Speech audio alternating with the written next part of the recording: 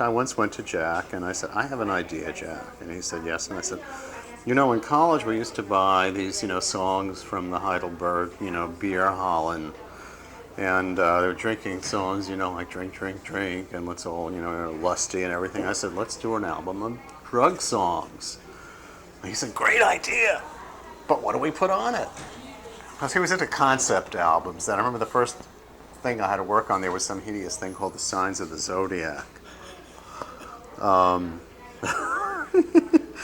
So he said, great idea, what do we put on? I said, I don't know, but let's bear in mind that we should be doing a drug album because drugs are big, and enough of this, people wondering if 8 miles high refers to getting high or it refers to being 8 miles up in, at 40,000 feet in a plane, and, I can't let this song because it has the word high, so let's actually say, let's smoke dope and get high. He said, great, it's a great idea, but, we need a record. And I said, well, okay.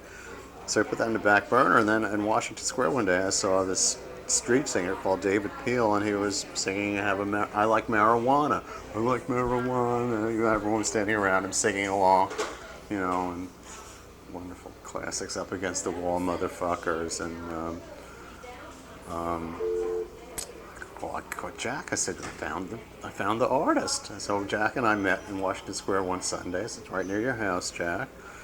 And I'll meet you there. We saw David Peel singing, and Jack said, sure, but I think we should record him here. Jack was always one for capturing the ambiance of the, what was special about the event.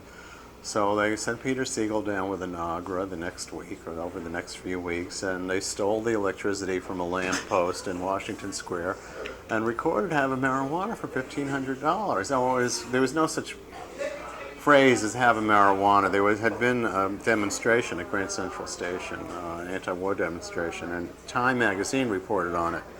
And David Peel had a speech impediment. It's very hard to hear what he was saying. And the reporter from Time said protesters stormed into Grand Central Station led by, a ragged, singer chanting, have a marijuana. And it was, I love marijuana. I was saying, I like marijuana, but his teeth were sort of funny. So it came, and I saw this in Time magazine, and I said, there's the title of the album. We call it Have a Marijuana. And Bill Harvey was,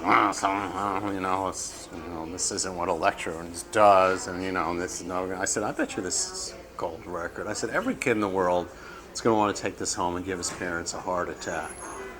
And it did. It sold. It was called a gold album eventually. I mean, it's like, because I said make the letters big. There's nothing else to do. Some sort of picture of a marijuana leaf, and they use the lettering like from a dollar bill, and have a marijuana. And you put it there, and your father will die, and you'll become the Earl of Dishwater that very day. And it happened.